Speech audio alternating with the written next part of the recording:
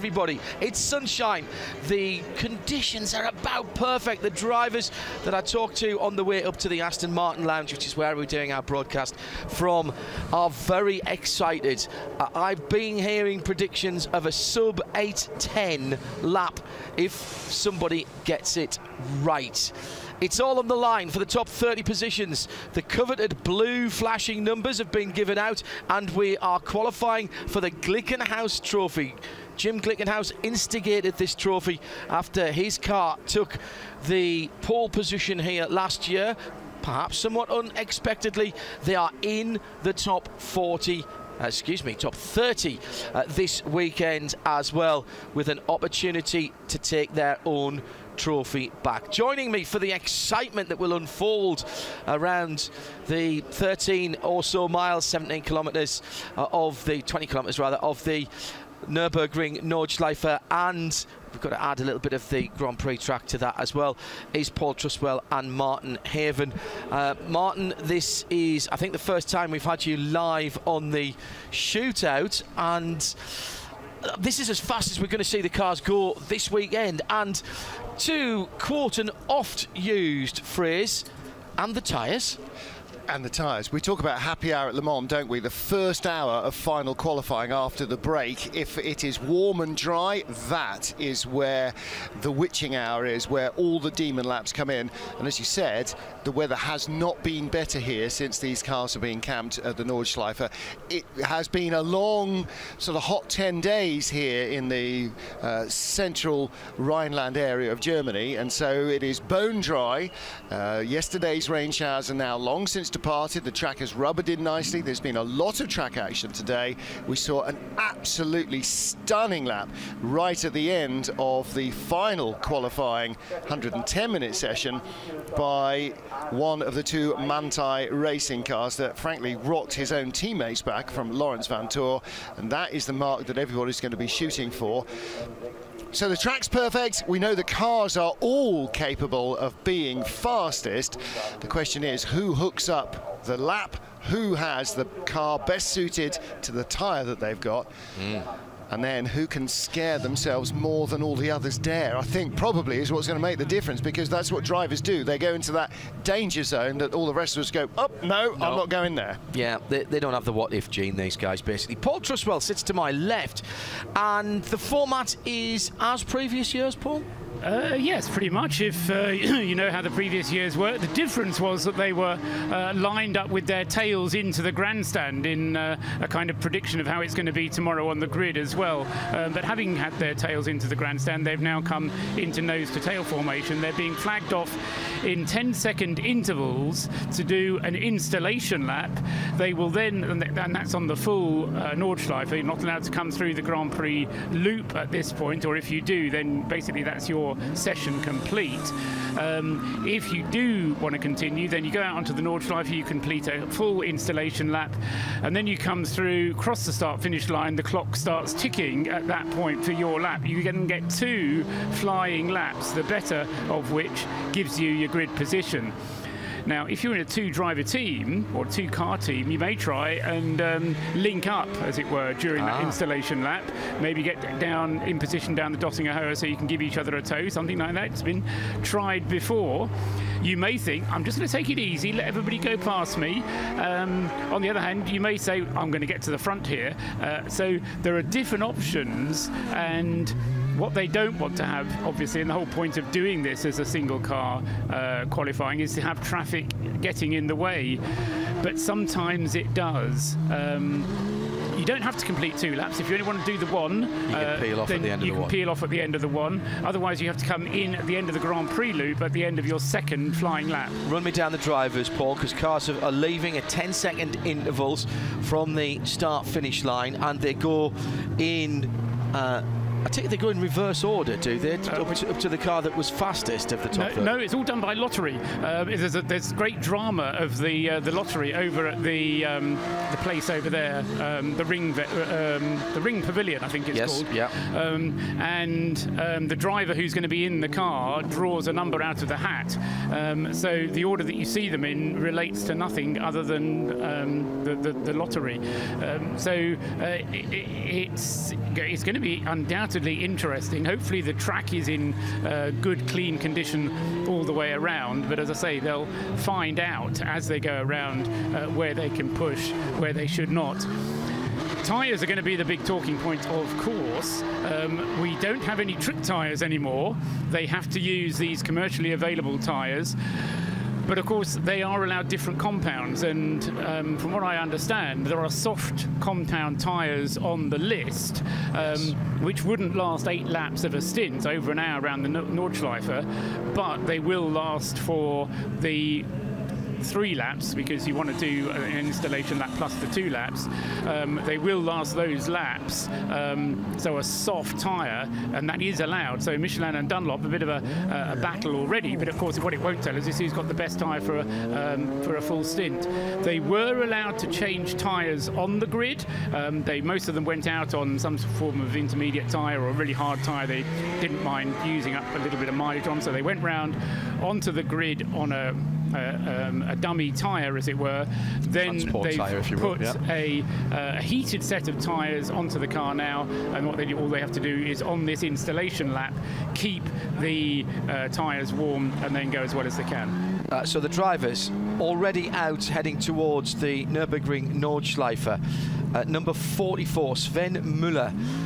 For Porsche, the 30 Porsche. Matt Campbell, the Australian sensation, won the Carrera Cup out there and is making a very nice career for himself. Hello everybody in Oz at the moment. We have Bruno Giancatella in the 47, in the 98 BMW, that's John Edwards. Michael Christensen in the 17 Porsche. Chris Meese in the number 1 Audi. Mike Rockenfeller in the 24. Nicky Thiem in the number 7 Aston. I was expecting at least a little bit of a cheer when I said Nicky Thiem. Yeah. Thank you. They obviously didn't grow up watching Crackerjack, did they? No Crackerjack pen or pencil for them. That's his teammates sitting behind us, and not even a whisper from them. I can't believe it. Nodded off. Dennis Olsen in the 12. Laurent Vantour in the 911 Porsche. Pierre Caffer in the 15. It is Norbert Seidler in the 31. 705. What does that say, Paul? I can't read that. Sorry. Andreas Simonsen. Thank you. In the number 10 is Christopher Brook. That's the Conrad Lamborghini. Fred Makovecki in the 912 Porsche. Tristan Vautier in the 16. Jelmer Berman in the number 5. Jesse Kron in the 99 BMW. It's Jochen Kronbach. Yeah, Jochen Kronbach. Marcel Fesler, 22 and 25. It's Giorgio Piana, isn't it? Yes. In the 6, who I always want to slightly change his surname. In the 35. That's Heiko Hammel in the G-Tronics Renault RS01. In the number 4, Maro Engel. Frank Stippler in the number 3. I know Eve will be listening in. Hi Eve. It's Jens Klingmann in the 33 BMW. Robin Fransch in the 8. Maxi Goetz in the 48. Augusto Farfus in the 102. Yeah, it got me as well. I shall look on my sheet so I know for the future. We're deciding how to say that name as well in the 100 BMW, aren't we? Yes, we're indebted to Johannes Gauglica for passing us through the correct pronunciation. Peter Posewitz. Okay. And in the number 11, the final one is Raffaele Marciello. Yes, thank you, Martin. Raffaele. So, sunshine, a little bit of overcast in parts of the far distance. It looked quite threatening when I was wandering back to the Aston Martin lounge. The car set off at 10-second intervals. It's up to you what you do on your out lap, but if you're at the front of the field, it's probably a good idea to get your toe in and get a wiggle on, but then you've got to bring the tyres up to temperature and pressure. Slippery surface or rubbish on the track flag, at least, as they are heading down towards Brunchen, that was, I think, the 44 with Sven Müller at the wheel. No, he's beyond that. Did see a mention of it. I think, did they say corner 63? No, can't be right. I hate the corner numbers. Yeah, but it is. I have a corner number map as well, which is. I know. I've never seen one before, but it is really useful. So when they say slippery surface at turn 40, you go, oh, right, that's just after Bergwerk. Beautiful golden sunlight greeting Sven Müller as he comes with the Falcon tyres and that classic livery. We've all driven that car in some kind of simulation, whether it's Forza or something else. It is an absolute classic. It hasn't always been on a Porsche, of course. Plenty of other manufacturers. In fact, they've run 2 different cars here in the past. Well, and this year they've got the Falcon Porsche. They've also got the Falcon Motorsport BMW. So they've got an M6 as well. So same livery. So actually, sometimes when it flashes by, you can't tell which is which unless you can hear it. Interesting. Sven Müller weaving left and right in the rundown from the kink, or to the kink rather, at the Dottinger Hohe. Out of Gallenkopf. Lots of insects out there at this time of the evening who are not just on the campsites. No, stop it. We're a guest here. Coming to the kink now under the Bilstein Bridge. Flat out down here in top gear. He's still just warming the brakes a little bit. All the way to the last left-hand apex before you even think about getting on the ABS brakes. Then down through the gearbox to second gear. Hooking it up. 3rd, 4th, 5th, right across the start-finish line. If I look to my left now, we'll see Sven Müller go past us. Now. Yep. And down towards the start-finish line. We are right at the end of the pit lane. Put in a very quick lap towards the end of the last qualifying session. I think they ended up 4th or 5th position. Touring car line through the Yokohama S with all 4 wheels on the green paint as he headed through that little cut through and onto the Grand Prix circuit. Coming through now, Matt Campbell in the almost as well-known colours of the red and white of the Fricatelli, Klaus Abelen's name on the side of there of his company as well. As the second Porsche goes through, Matt Campbell being given qualifying duties. Now the first of the Mercedes goes by us. A little bit squirrely under braking. So important to get that 47 Mercedes set up right, because the back end is tremendously important in getting the car slowed. Paul? Yeah, looking out for sector times early on, and it's Jochen Krumbach at the wheel of the Wochenspiegel Ferrari who set the fastest sector 1 time, or sorry, the fastest sector 2 time. We don't have a sector on his warm-up lap. On his out lap. On his out lap, yes, that's right. And so it shows you how much energy he's trying to get into the tyres. And then also Jesse Krohn in the 99 Rover Racing BMW going quickly on his installation lap as well. 1:21.8 seconds for Sven Müller. The best sector time we've seen so far was by the number 22 car, which is the Wochenspiegel Ferrari, the Team Monschau car, and that was a 22.2. So he's not half a second or thereabouts off that already, and he's comfortably ahead of Matt Campbell, who's just gone through in a 22.4. This is all going to be about the split times here as we see these lap times build. What I'm interested to see here, Martin, as the 12 starts its lap with Dennis Olsen behind the wheel of the second red and white Porsche, and the rest of the cars coming through. What tactically do we see? How do we see these drivers? Do they go for the flat-out first lap, or do they put a banker in and save something in the tyres for lap number 2? It's a difficult line to thread, isn't it? Because you want to be doing you want to be at 101 to 110% to get that lap out of it. But if you really blow it on the first lap, then you have got something left. You know, your installation lap is your banker, basically. That's the one that gives you where you're going. Yes. Second sector time for Sven Müller in the number 44 Porsche, a 103 flat. Now, we've seen faster than that by the 912 Porsche. We saw a 102.6 earlier in the weekend as the Glickenhaus goes through to start its lap. This is the Glickenhaus Trophy Shootout, the top 30. They've all got their blue numbers in the top right-hand corner of the windscreen. They'll be flashing during the race, all looking at around about the 122.5. Low 122 for Nicky Team in the Aston Martin. Nicky Team in the Aston Martin gets a decent first sector. thank you. Blood from a stone. Blood from, it's a hard crowd. I've worked working men's club in the northeast that aren't as hard as this, really. Oh, new purple sector. Lawrence Van Tour, 911 Manthey Porsche, and that's the first sector. So he's already 2/10 up on the time that Sven Muller was doing. So great first sector by Lawrence Van Tour. I mean, Manthey Racing, they already went very quickly. And Norbert Siedler has tied the first sector time of Sven Muller as well. Siedler in the number 31 car, so they are both 2/10 of a second behind Lawrence Van Tour's fastest All first Porsches. sector. Good point, Paul. BMW getting in the act with John Edwards in the second sector, a 1:03 flat. That's the same time as Muller. As through goes the Renault RS1. Now that's running in a sort of a hybrid specification. Oh my! Nicky Team, now they come to life. Round of applause. Nicky Team nearly a full second quicker in sector 2 than the fastest time we've seen. Oh boy, here we go.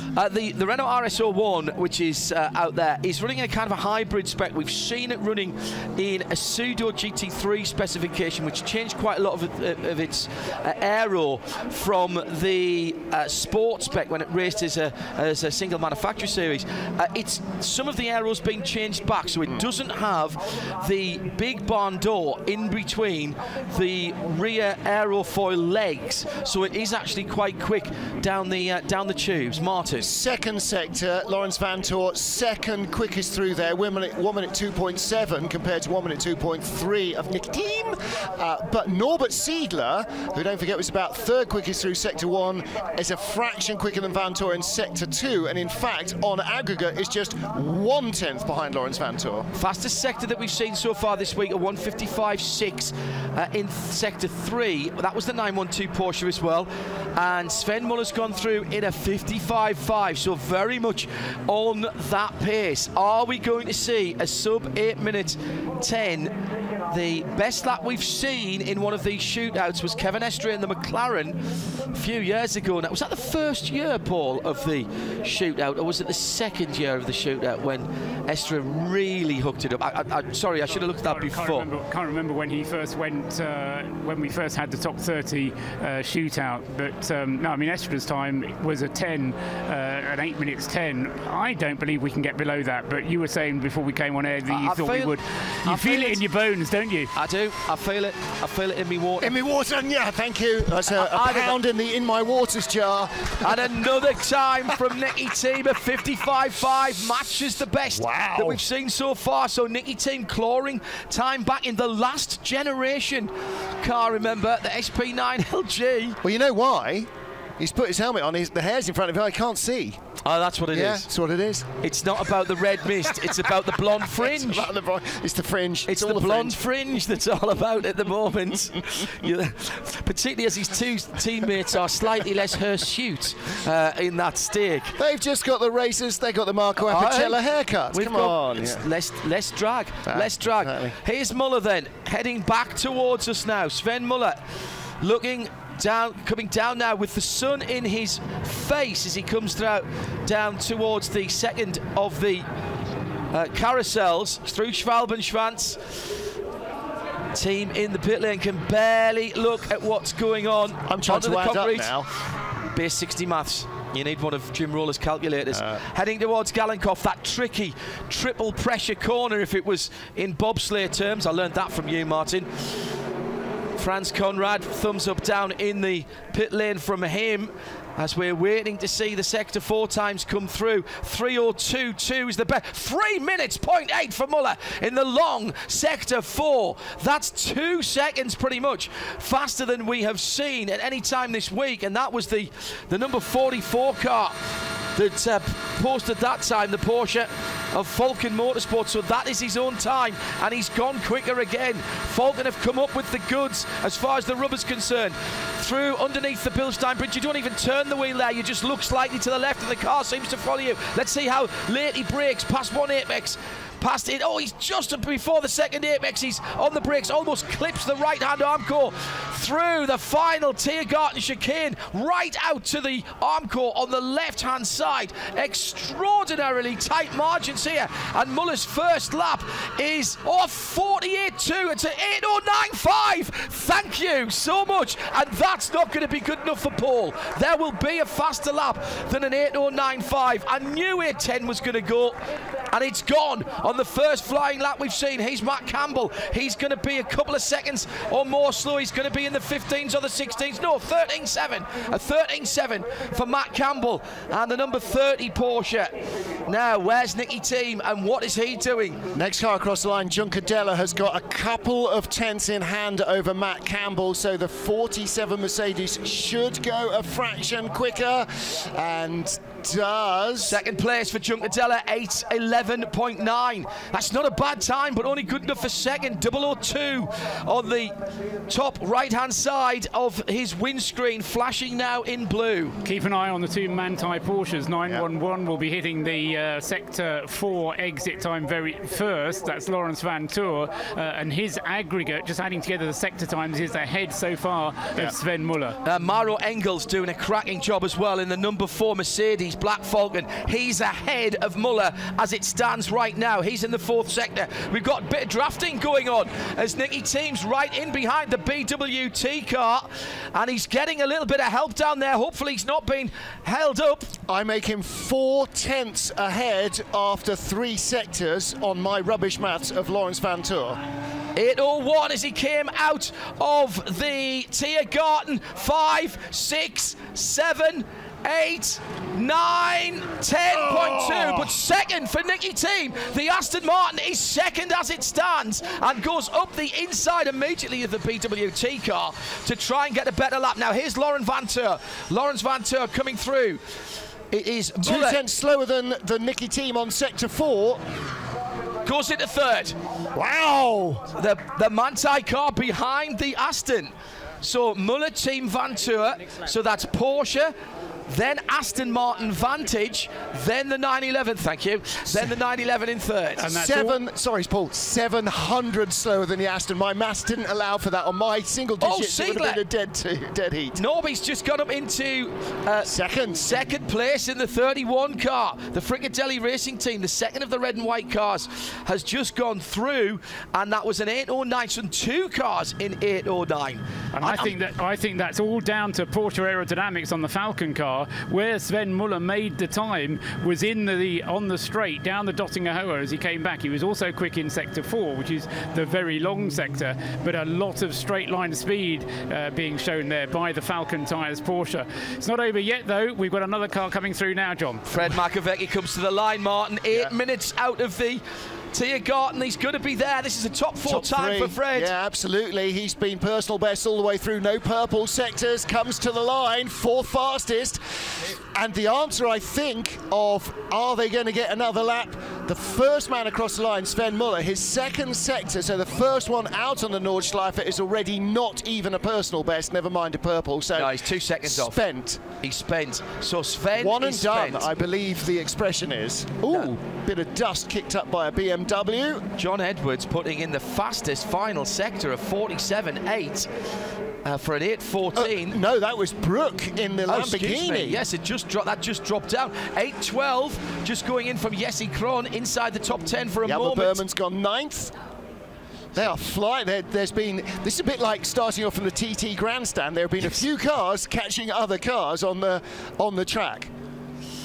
Man, this is fantastic stuff. And Nicky Team did get by the BWT car going into turn 1 without really compromising his speed. What's he done? He's done a 21.8 and a 1.026. Team's not finished. Now, Team has got a chance here because Norbert Siedler's pitted, by the way. Maro Engel third. Siedler's done. Muller's on the Nordschleife, but he's not getting a better lap. Maro Engel goes 3rd in the black and yellow Black Falcon. 3rd car under 8.10, 8.09, 9.16, 9.16.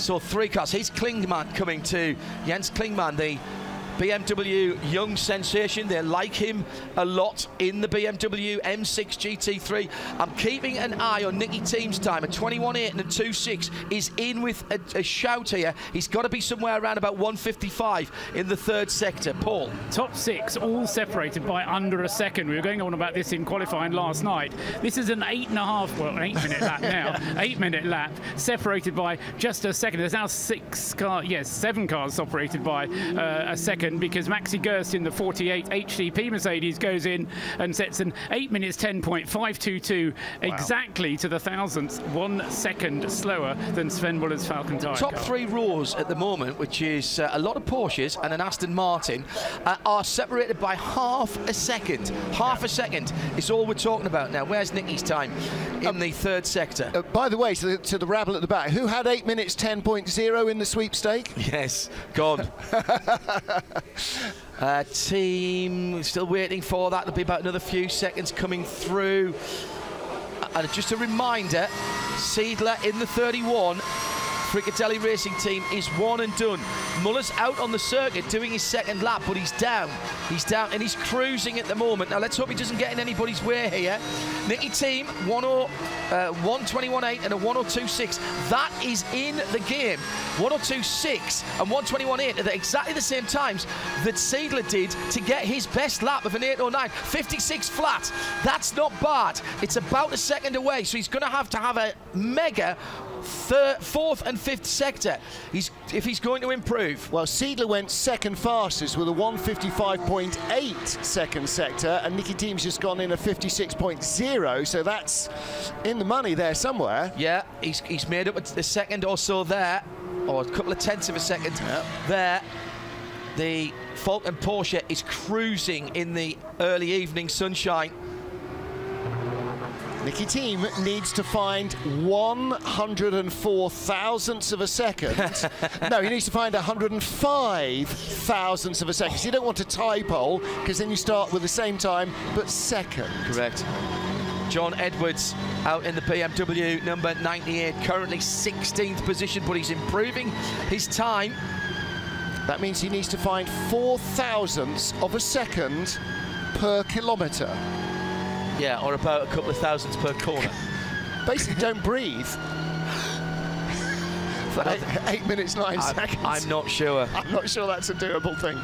So Nicky Thiem, 1:56 flat in the third sector. The long fourth sector is where it's going to be. Needs to be somewhere just around about 3 minutes, 3 minutes and 1 second. He's still in with a chance if he's that sort of area. Anything under 3 or 2, he's still got a chance, but then he's got to do 47 seconds in the fifth and final sector, and he may be hitting traffic there, and he'll be coming through at any time now. Muller, he'll be catching Muller because Muller's eased right off. And Seidler's gone in the pits. Yeah, 3:18 for Muller. So he now hopefully is not getting in the way. I'm sorry to be biased, but we're sitting in the Aston Martin But lounge. don't forget, Nicky Thiem started 4 or 5 cars behind him on the road. So there's, there's 40, 50 seconds between them in real life. We're seeing them on the timing screen 2 cars apart. Yeah, true. That's very true. Thank you, Martin. Hindhoff in overexcited. Well, no, it's just taken me 2 minutes to realise exactly what was going on with that, and I'm looking at the GPS. This is the fastest you will see cars run around the Nürburgring this week. They are trimmed out. The drivers have been slapped around with raw meat. Jokes have been made about their nearest and dearest in their families, and they have been sent out there to do a job, and that job is set to stun. Jesse Krohn in the 99 Rover Racing BMW, who's got another good-looking lap coming up. The 47 Mercedes of Danny Juncadella, 4 green sectors. Looking to see if anybody's bouncing up the top. Checkered flag. Muller's taking the checker, so he's not impeding anybody. Nicky Thiem's gone missing. Nicky Thiem has gone missing. Oh. Joe, have you got the tracker, please, for the 7? Well, Mario He's Engel either lifted right off and got out the way, or he's gone missing. Or he's certainly gone missing from our timing screens. Vantoor's gone through. Better lap from no, there he is. 1 car. 3:01.7. Oh! He's in with a chance. Team is in with a chance. 3:01.7. It's an outside chance. He doesn't have to find much to move up onto the first row of the grid. Got to find about half a... 3 minutes flat in the middle sector by Vantoor. Vantoor is definitely in with a shout. Vantoor is looking for pole in the 911 Porsche. Yeah, he was 3 tenths. He wasn't. He was 3 or 4 tenths, nearly 4 tenths, no, nearly 3 tenths off Laurens Vantoor. So it is going to be close. Mees goes through in 15th position in the number 1 Audi. Here comes Nicky Team. Time 8:08, 8:09. He's going to beat 8:10. Is he? Oh no, not quite. Doesn't improve. He will be no better than 4th outside of row 2. You'll take that though. Outside of row 2. Yes, absolutely. So far, however, here's Vantoor. Could push him down, Martin. Purple 4th sector. Is it enough to move him up to? Yes, he's got the pole position by 0.4 of a second. I said it's 9.5 wouldn't be enough for pole, and he's been off.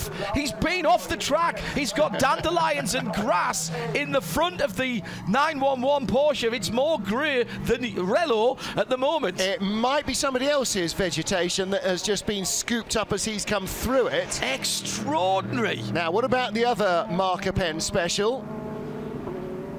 That car is heading down onto the back straight now. Yeah, just coming into the Dottingerhoe now, the 912. But when Martin says a marker pen special, he's talking about a Manthey Porsche, the 912 car, just coming onto the Dottingerhoe now and crosses the end of sector 3 in 3 minutes 10. So he's gone off, hasn't he? Well, yeah, he's gone off. Yeah, 10 seconds off the pace there. Yeah, he's turned it down. So Makoviecki will not improve. He needs to be coming out of the Tiergarten around about now, and in fact he's just coming out of where the tourist laps start. Where's the Ferrari going to end up in this? It's getting a monster tow all the way down Dottingerhoe. An absolutely huge tow. He's getting a bit from the Porsche in front, but he's getting a massive tow. Where is he? 3:01.6 sector. No, that's not him. Where is he? Matt Campbell in the pits. Muller came in the pits after just 1 lap. Here comes the Ferrari, Martin. Yeah. It's behind the Mercedes. He's not getting that tow. So Makoviecki doesn't improve. No better than the outside of row 3 for him. He'll share that 3rd row at the moment with Nicky Team for Aston Martin. Ferrari stays in 10th place. Christensen's pitted. Edwards has pitted. Mees has pitted. So some of these guys not completing their 2nd lap. Decent last sector for the number 10. The Lamborghini. The Lamborghini, yes. He was fastest down the Dottingerhoe on the previous stint as well. So the Lamborghini clearly very, very quick in a straight line, and being able to set fastest purple time there in the final sector. But only 23rd for the Lamborghini. He's Maxi Goetz. And he's not a million miles off. He's got to find 1.4 seconds to challenge Laurens Vantoor and the 911 Porsche, but he's considerably less than that, Paul. Half a second will move him up a reasonable amount. It would, but I think his 4th sector has slowed him down a little bit. He's lost a second there.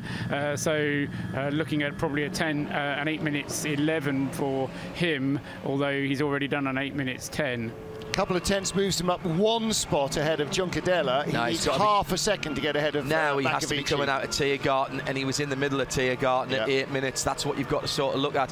We have seen history made here tonight, ladies and gentlemen, and you have heard it live on RS1, part of the Radio Show Limited network of channels, as for the first time in this qualifying format we have seen a lap of less than 8 minutes 10 seconds, and we've seen 4 of them. Not one, not 2. I don't give you one. I give you 4 times at the top of the standings under 8 minutes 10. Oh, ye of little faith, Mr. Trussman. I'm sitting down, but I'm staggered.